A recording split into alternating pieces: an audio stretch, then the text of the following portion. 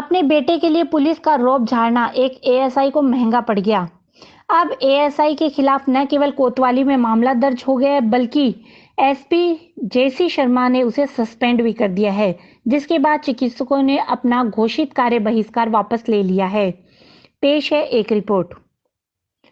तस्वीरों में बिना वर्दी के जो साहब लोगों के साथ उलझते दिख रहे हैं, वो कोई और नहीं बल्कि झुंझुनू कोतवाली में कार्यरत एएसआई सत्यप्रकाश है, जो वर्दी का रौब बिना वर्दी के भी पूरा रखते हैं। यही कारण है कि उन्हें बेटे के चक्कर में एक चिकित्सक से पंगा लेना महंगा पड़ गया। मामला बीती रात का है, जब बीडीके अस्पताल के चिकित्सक डॉक्टर रामस्वरूप इमरजेंसी कॉल पर अस्पताल जा रहे थे, तो एक बाइक उनकी गाड़ी से आकर टकरा गई।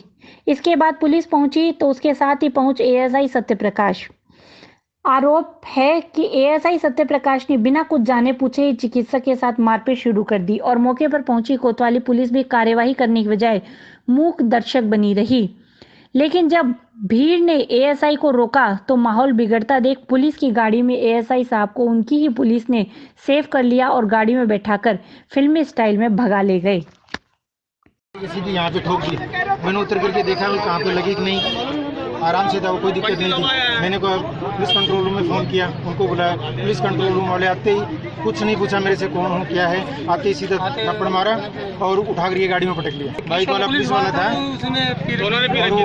फुली ड्रिंक है। नंबर बस फोटो है दोनों की, जो पुलिस ड्राइविंग कर रहा आगे आकर के वो पुलिस वाले उसको उठा करके लेके भाग गए। उन्होंने आते ही सीधा थप्पड़ मारा, गाड़ी में पटक लिया।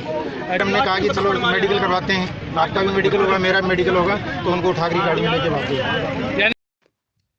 घटना के बाद चिकित्सक रात को ही एएसआई पर शराब के नशे में होने का आरोप लगाया और मेडिकल कराने की मांग की, लेकिन मामला पुलिस का था, तो जिस पुलिस की गाड़ी से एएसआई को मौके से भगाकर ले जाया गया, उसी पुलिस को अब तक एएसआई सत्यप्रकाश का अता पता नहीं मिला, जिससे नाराज चिकित्सकों ने आज सुबह से बीडीके अस्पताल में कार्य बहिष्कार कर दिया।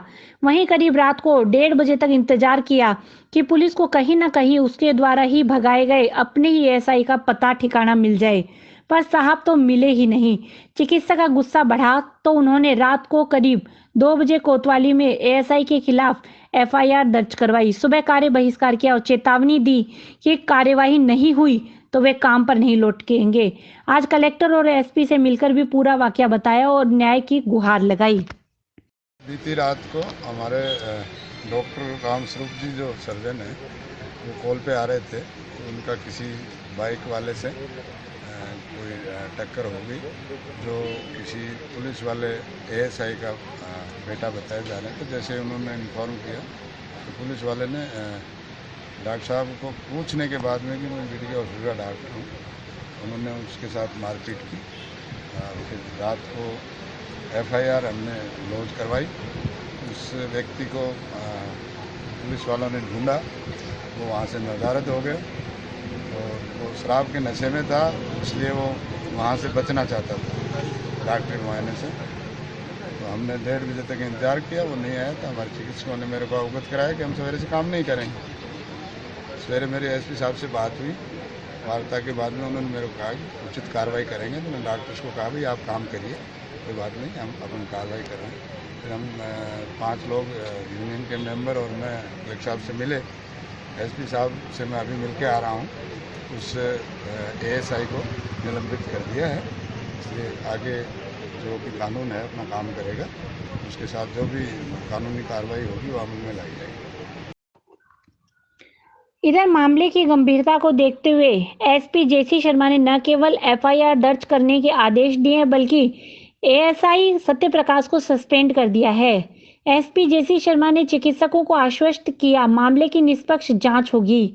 एफआईआर दर्ज करने के अलावा एएसआई सत्यप्रकाश के खिलाफ एक जांच भी शुरू की गई है, जो झुंझुनू ग्रामीण डीएसपी नीलकमल को दी गई है। शर्मा ने बताया कि पूरे मामले की गंभीरता को देखते हुए पुलिस ने ये कदम उठाए हैं। वहीं कलेक्टर यूडी खान ने भी मामले की पूरी जानकारी एसपी से लेते हुए त्वरित कार्यवाही के लिए कहा है। बीडीके हॉस्पिटल के डॉक्टर्स के द्वारा आज एक ज्ञापन दिया गया है। उसमें ये बताया गया है कि उनके एक डॉक्टर के साथ एक एएसआई ने मारपीट की है।